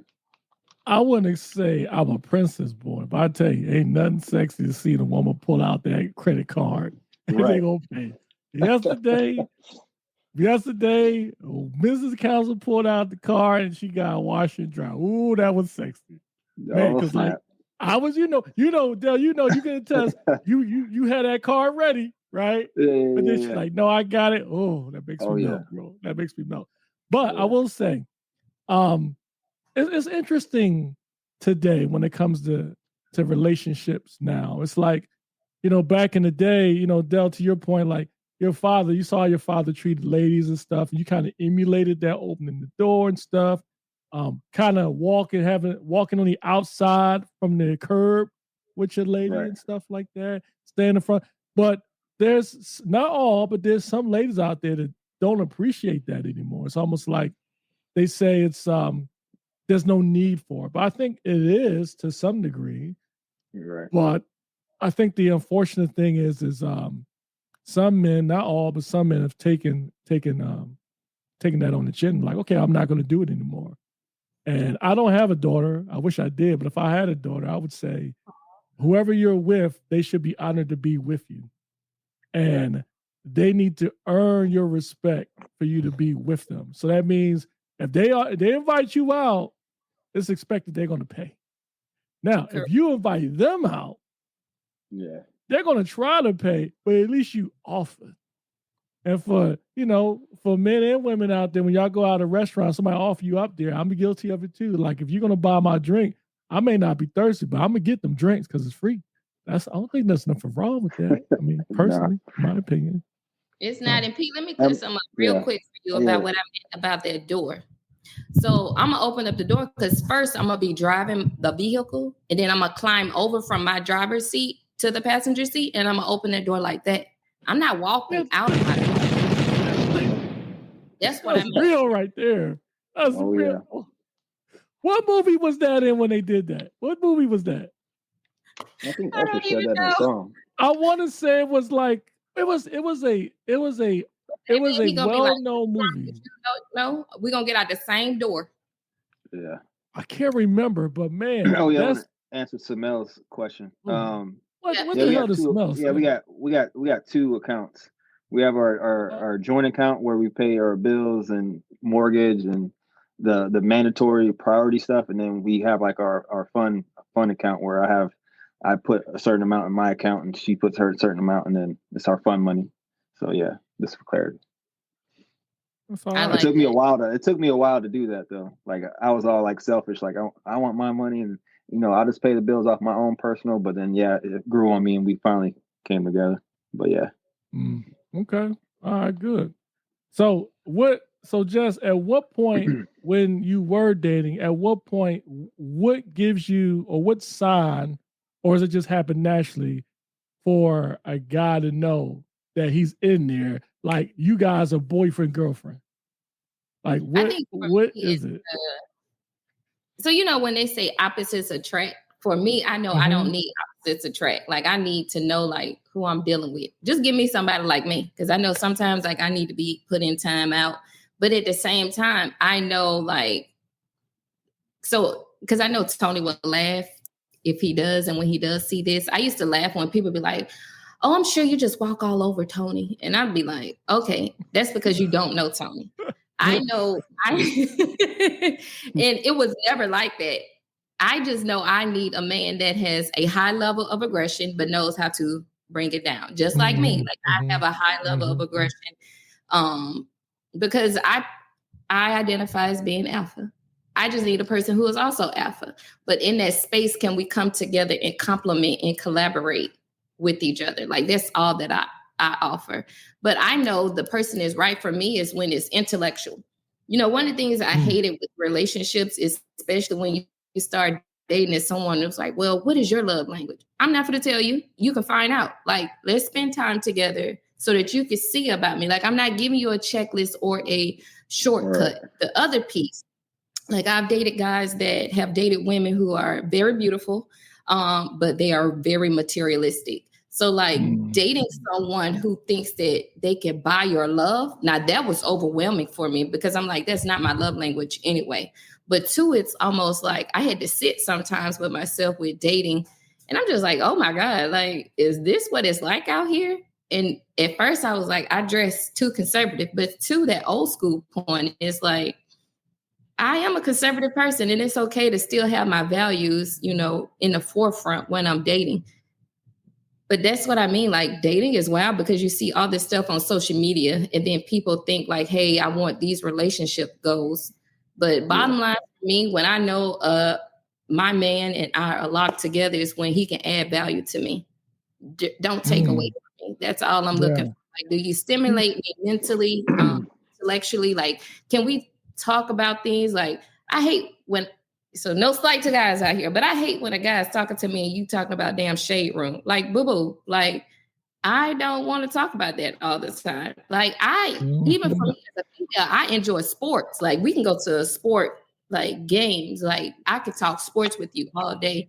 And I have guys that was like, that's uncommon. That means you have a lot of male friends. So you probably mess with them all. I'm like, I'm literally a tomboy. So that's why I like sports. Yeah. It's different. But yeah, that's what locks me in, the intellectual piece. Like, can you add value to me and help not diminish me in order for you to look like, oh. So you're a Jordan then, not a Pippen then. I had this analogy I used to ask folks in interviews, like determining type A, type B. Between Jordan and Pippen, who's a type A, you think? Oh, Jordan all day. That's what I'm saying. Yeah, you're a Jordan. Pippen is more type B or maybe a C. Everybody know Pippen could score, right? But he was comfortable letting Jordan do his thing and be the facilitator. Whereas a Pippen is a person's like kind of comfortable in their space.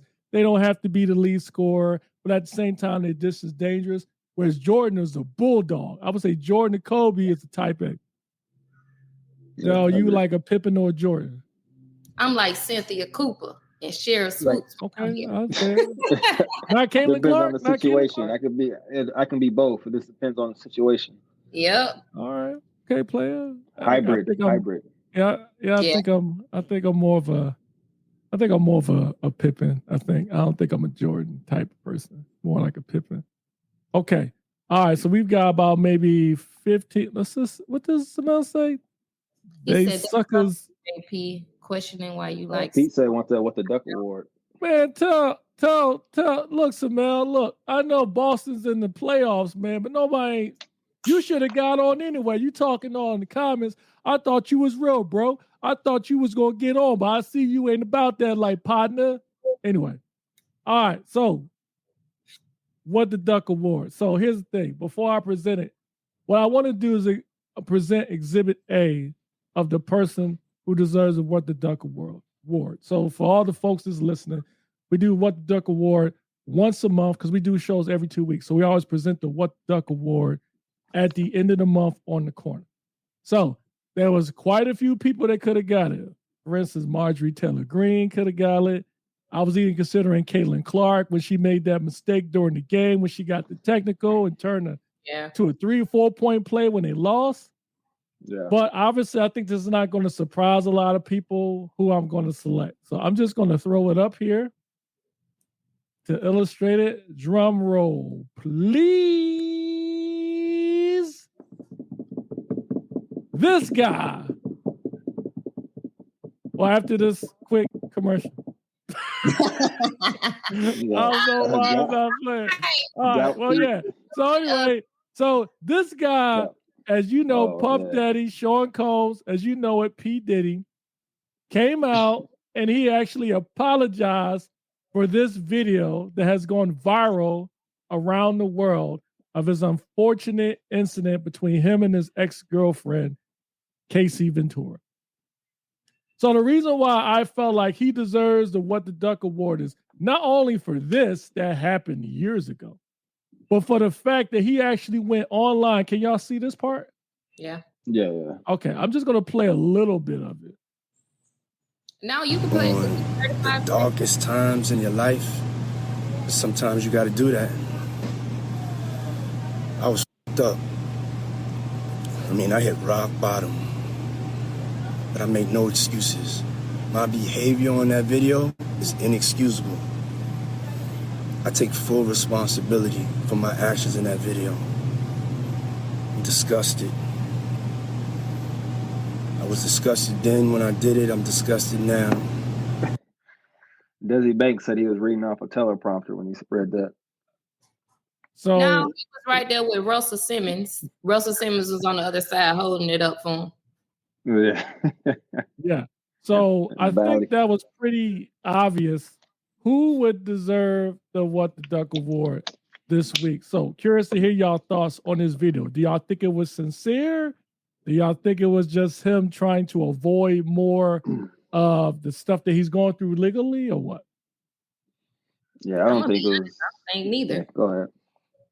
I'm sorry, Dale. I think neither. I think,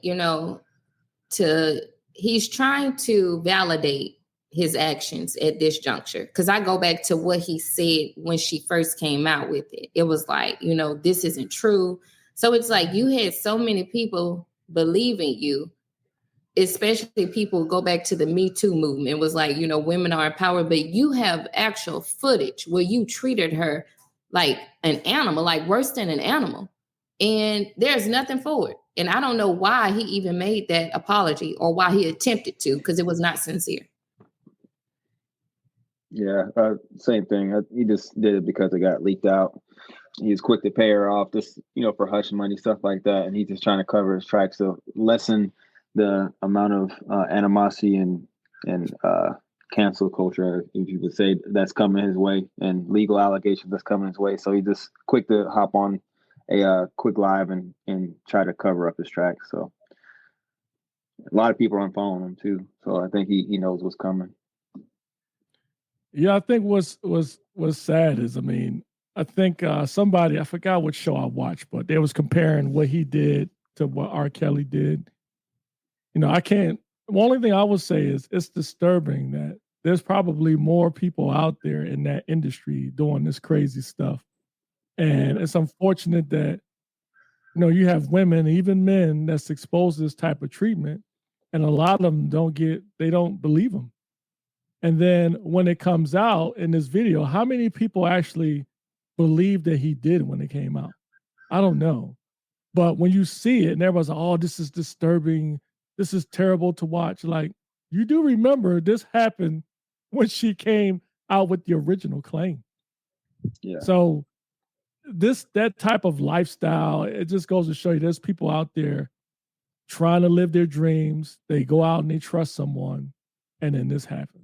So, and one more thing I'll add to that too. I saw a comment from Joe Budden. He's a famous talk show host.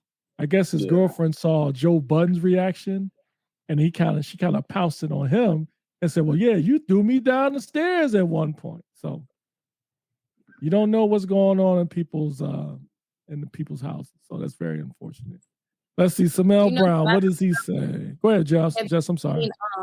I was looking to see if Little Kim would come out and say anything in his defense. And because I remember how they depicted her interaction with Biggie back in the day and how abusive he was to her. But I'm pretty sure like she's another individual who knows in great depth and detail of how his behavior is as well. Maybe Faith. Like I think about that core of people that were around him on that time frame. I want to pivot because we're going to go to the comments, but it makes me think about too, like Cameron when he went on CNN, like his response, and like some people look at it as a power play, but it's like, seriously, like, are we not vetting these people because you're trying to like just get a response from just anybody? But what he did, I was disgusted, but then I saw what he did was basically promoting himself, his own adventures. Yeah. Interesting. Hey, Pete, throw that comment back up there from Charles Davis. All right, thank you. He said, Charles Davis says he didn't apologize to Casey, but made it about him. Narcissistic behavior and takes away from the victim. Casey, he is a bum. Well, P. Diddy is a bum. Yeah. So I think last week we asked folks, who out there still listens to R. Kelly? So I'm curious, for you folks out there who listen to R. Kelly, would you still listen to P. Diddy? Do any of you two listen to R. Kelly? I'm gonna be honest, a song had came on because I have like Apple playlists and I use Pandora a lot. And there was a song that he made with Bad Boys, I Miss You. I ain't gonna lie, I quickly skipped by it. Cause it was like, I just can't listen. And it was the same thing with R. Kelly. Like I used to love some R. Kelly, knowing doggone well I was too young to understand what 12 play meant. But we'll play all that play all that stuff. And now I don't find myself playing it at all. And what do y'all think about Kelly Price and her comment towards showing him grace? What she say? I didn't catch that. What she say? Yeah, I didn't catch that one either. Yeah, she got drugged for her comments. Oh, wow. So while you're looking for that, I see TC's congratulations on your retirement as well as K-Rod's retirement. Yeah. Look, my sis in the building. Hey, congratulations, sis. Congratulations to you too, sis. Man, why is everybody, man, I'm starting to feel like, why am I still here? Everybody's retiring. Might be time for me to hang up the boots. Who knows? But yeah, I don't listen to R. Kelly and I don't listen to P. Diddy anymore, but to Joe's comment, I think it's interesting. Like Faith Evans, Lil' Kim, Mary J. Blige, all those folks that was around him, I wonder if they knew or they had an idea. There was a person that was on CNN that actually worked for Puff Daddy or P. Diddy, and she said she didn't see any of that stuff, but she's not surprised. Something about she said that it was like a power control or dynamic, and she's not surprised that it happened. I'm thinking to myself, she didn't see anything, like no signs or anything. She called it a woman's intuition. That's what it was. Women's intuition. What was that comment up there? Go back up there. And okay, never mind. He says, "Give no R. Kelly." Oh yeah, Aaron Hall as well. Aaron Hall was because he was named in P. Diddy's joint, right? But he was also, another one that was abusive was Joe, and I'm shocked Joe? as well. Oh, absolutely. Joe the whiner? Joe? Mojo. Yes, he was. What? He was just like wow. I didn't know that. Yes, sir. Wow. Joe what did Kelly Price say? So Kelly Price said she offered a prayer to Diddy, and she said, "It is in my sincere prayer that the power of the Holy Ghost overtake you so that you not only have a change of heart, but a change of mind and a change of direction. I've seen you at your best and at your worst. I know that you are capable of being when you were at your best, despite the seductions of this industry. I want to see you. I want to see you soon to create this in the business, but I need you to pray. I need you to receive from the Most High. I need for those prayers to take place sincerely. You are a unique talent, and both sides that represent light and darkness receive you anxiously. Do you know who God is? Lean not until, I think she meant to say, lean not into your own understanding, but all your ways acknowledge him and he will direct your path." So she tried to clear that up, but she put that prayer on there and they went for. So she tried to clarify it, and she said, "For those who misconstrued, misinterpreted, or just chose to put words in my mouth, this is for clarification. If you choose to believe otherwise, this is your choice, but I won't let anyone call me out for doing something I didn't do." But yeah, she got drugged. I didn't hear about that. I didn't know that. Good Lord. Jeez. Throw that comment back up there with 2 C's. She said, everybody is still messing with Dre. You're right. Yeah, you're right. I mean, was there anything that was like proven or like, because I heard about his stuff with Michelle. I think that's what you're talking about. Oh, yeah, Michelle and his ex-wife. His ex-wife was also vocal about how abusive he was. But you could say Dre was also messed up and possibly could still be. Yes, it's very unfortunate these days, man. Okay, so we're coming to the end. I just want to throw one last thing up. Hold on, let me see. Samel Brown. Fam, don't be surprised by these abusive men. 1 in 4 women and 1 in 9 men experience severe intimate partner physical violence. Oh, yeah. You're right. Jeez, man. Okay. All right. So one more thing. So I don't know if you guys have been tracking, but I will throw it up here. So with all the conversation about beards in the Air Force, I don't know if you guys know, but there's a Facebook group called the DoD Beard Initiative, with their sole goal is to get the whole Department of Defense military folks into beards.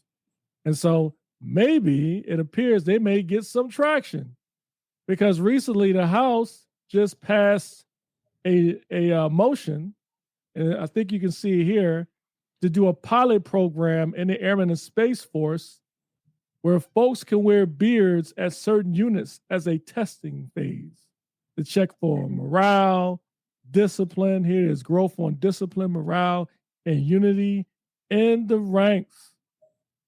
So, that being said, y'all thoughts on that? I will always stand by, just like I believe the ponytails were an enhancer for self-esteem. I believe that beards are also an enhancer for individual self-esteem. But to say that it'll improve discipline, I don't understand the correlation. Maybe I need to read more, but I think... Maybe I'm sorry. Maybe they meant erode discipline, maybe. Okay. Or having a beard. My bad. I just believe in, we always talk about being equal, but then the equity piece, we miss a lot. But I don't see a problem with the beards. However, it's like now that you're on base or I drive around, the installation, it looked like people without a beard, it's uncommon. So it's like, it's common to have a beard now. So that's why I don't understand. It's like, well, what is the piece? And that's why I used to always tell people, like, stop saying it deals with the professional image, because that's subjective based off of what Google, because you know how Google is. You could put in beautiful people and we probably won't even pop up. It'll be some erotic people. So that's why I'm just like, when you put in professional beards, who will pop up? Most of the time it's going to be the civilian sector. And most of the time it's still going to be long and not within the standards that we're looking for. But I support it just at this juncture because we are dealing with recruitment for sure and retention. Like, I stopped at Buc-ee's in Auburn, and to see how much you get paid, that's why no one is staying in as well. It's like, I can grow my hair, I can do whatever I want to do because look, they're paying for it. But the recruitment piece, I think, is so low because look at how we've evolved over the last 5 years, and we're continuing to evolve, but with more restrictions. Daryl, what's your thought? Yeah, I'm all for test betting it and seeing how it goes. It is a big push. I'm a part of that page. I got a shaving waiver, so I know the type of people that it will give a head nod to. I know a lot of people do, as little as it is, a lot of people get disturbed by this having to shave, and that one thing that the Air Force or Space Force will allow them to do, or all DoD branches will allow them to do, that'll like Jess was saying, boost their morale and retain as much as how little gesture that is. But I'm curious to see how that goes and how other bases take, and wondering why it's not happening at their base, but it's happening at base X. So it's going to be kind of like a feud or whatever. But I'm here for it. So Mel says, hell, the DOD might as well take the L and allow it. There are more beards than not these days in the military. Yeah. So I agree. My thoughts on it is I've always said it, like, you got two choices, at least in my opinion, for the DOD. Either one, just allow it for all men, or two, make it more stringent, whereas instead of a 5-year waiver, it's a 1-year waiver, and they get reevaluated every year. If you're not willing to do that, you might as well just let everyone do it. And if I had to choose, they need to tighten the standard a little bit, because I still think there are folks that still walk the tight line as far as like being outlined, faded in, and things of that nature. But I think you could have a professional force with beards. I think the regulation needs to be a little bit more descriptive, in my opinion. And then, of course, they need to fish out whether or not there's an issue with wearing gas masks. I don't think it is. I mean, I never experienced it, but I don't think it's a big issue. So, all right. Well, with beards, what about the difference between someone having that religious accommodation? Good point. Because the length comes into place. Yeah.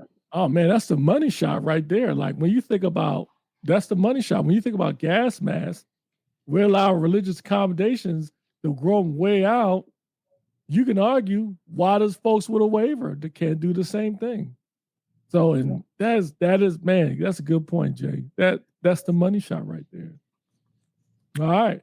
So as we close, any last thoughts? Jess, let's start with you. I would just like to say thank everyone for their heartfelt messages and congratulations to me. And we really appreciate you all coming out to the podcast, Unpopular Celebrities. And I'll be the first to say, I'll be the first one retired of us. So I get to offer now a different, perspective, as well as still kind of add on. But I'm looking forward to my role transitioning in our team too. Awesome. Well said. Well said. Yeah. Del? Yeah. Congrats again. Yeah, I'll be probably the last one to retire. So I'll be holding down the torch for a minute. But appreciate everyone tuning in on this Sunday. The month's already over. Next week we're in June, so summer begins. It's already summer here in AZ. It's already 100 degrees, so I'm about to go outside, cut some grass, and I appreciate y'all. And don't remember tomorrow. Tomorrow's for Memorial Day for remembrance.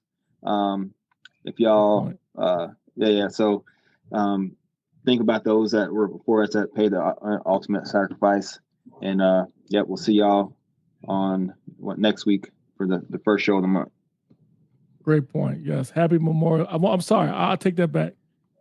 My wife told me about this a week ago. Like, we shouldn't even say Happy Memorial Day. Right, exactly. It's kind of hard to say. You know, like I would almost argue there should be no sales or anything, all that stuff. Like we take a day off, but it's for remembrance. Yeah. This is not like 4th of July. You know what I mean? It's like you got service members who passed away, and then you still got folks who are missing in action, prisoner of war. So it's not a happy Memorial Day. So thanks for bringing that up, Dale. So I echo y'all comments. Thanks for all those who tuned in. Shout out to Corey and Faith for jumping on the show for the corner. We much appreciate it. We will see y'all again in another 2 weeks. Y'all stay classy, y'all. I know y'all heard that before, but I'm just doing it with the thing. Stay classy, y'all. Unpopular celebrities, we are out. Peace.